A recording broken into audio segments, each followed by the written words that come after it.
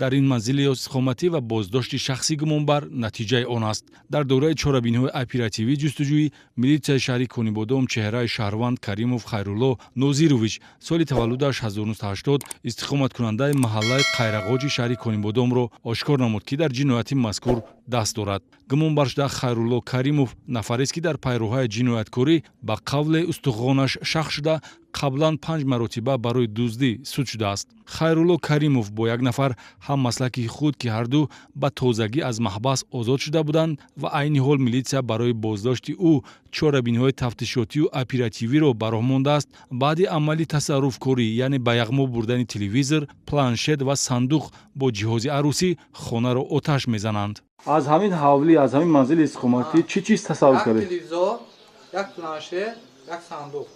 Мақсади оташ задани ҳамин манзили истиқоматӣ чӣ буд? Барои чӣ оташ задед? Дуздӣ рӯз шавад.